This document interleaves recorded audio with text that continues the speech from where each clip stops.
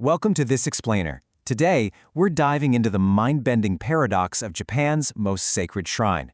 It's a place where history is actually kept alive by doing something that sounds completely counterintuitive, constantly destroying it. All right, let's jump right into this seemingly impossible riddle. How can a building be revered as being 2,000 years old, but legally and physically, it's absolutely no more than 20 years old?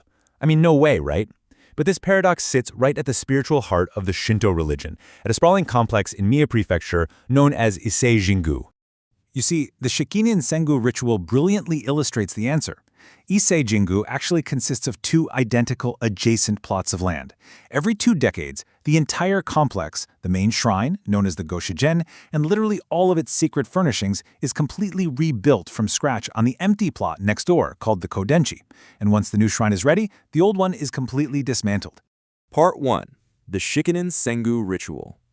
To wrap our heads around the sheer scale of this ritual, let's just look at the numbers. The budget for the upcoming 63rd iteration, it's projected at a monumental 55.8 billion yen.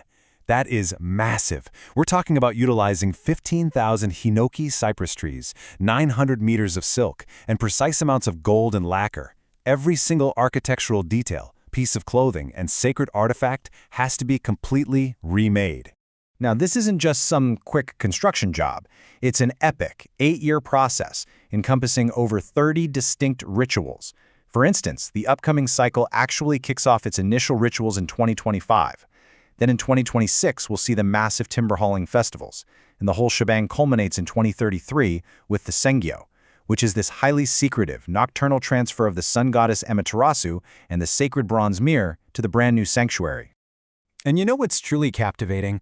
It's how intensely communal this entire process is.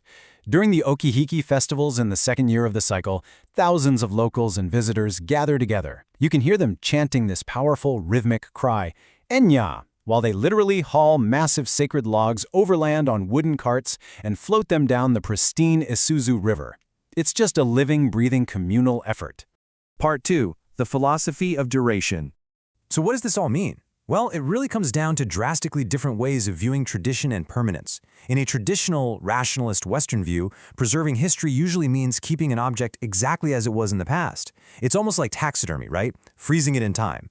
But the Japanese perspective, especially at Ise, treats tradition as an active, living cycle. It is continuously reinvented and experienced in the present moment.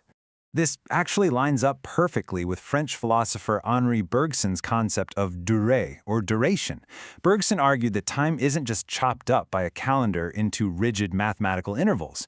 Instead, it flows naturally, kind of like a melody. The past, present, and future are continuously interpenetrating each other. So the object isn't just some static relic. Its essence is in its continuous unfolding over time. And this philosophy is made incredibly physical through the duality of the site. That empty plot, the Kodenshi, isn't just a patch of dirt. It is a site of endless possibility. When you look at it right beside the newly built shrine, you are simultaneously evoking the memory of the past and anticipating the future. The unbuilt side is just as much a part of the whole spiritual experience as the built side. This perfectly captures the Shinto concept of toko waka. Basically, toko waka is this ideology of maintaining youth, vitality, and purity through constant, cyclical renewal. Instead of letting ancient materials slowly weather and decay into ruin, the spiritual power of the site is kept eternally youthful and pure through constant rebirth. They physically change the structure so that its spiritual essence can remain utterly unchanged. Part 3. The Ultimate Sustainability Model. Now, beyond the abstract philosophy of it all, tearing down a perfectly good, massive complex of buildings every 20 years might seem, well, incredibly wasteful at first glance. But honestly, it's widely considered to be the world's oldest and most thoughtful model of sustainability. It is a pioneering system of ecological survival that has worked for centuries. So here's the key. This survival thrives on 3 absolute pillars. First, a 200-year forestry plan. They are literally cultivating dedicated cypress forests centuries in advance to guarantee a steady supply of timber. Second, 100% recycling of the old structures. Absolutely nothing goes to waste. And third, preserving an unbroken chain of over 2,000 master artisans who pass their ancient carpentry skills down to the next generation simply by actively doing the work. This creates just a continuous, beautiful life cycle for the timber. A single piece of wood transitions so gracefully. Step 1, it's cultivated in a managed hinoki forest.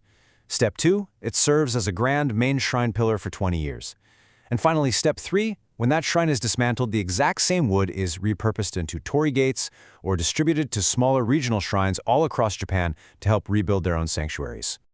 The brilliant architect Arata Izosaki really hit the nail on the head when he compared Ise to ancient Greek architecture.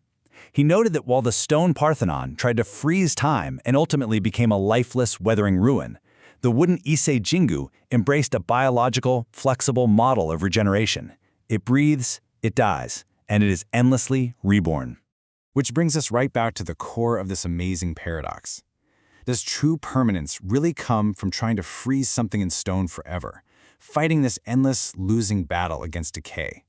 Or does it come from allowing it to continuously die and be reborn through the loving efforts of a dedicated community? As you look at the physical objects, systems, and traditions in your own life, I want to leave you with this provocative thought.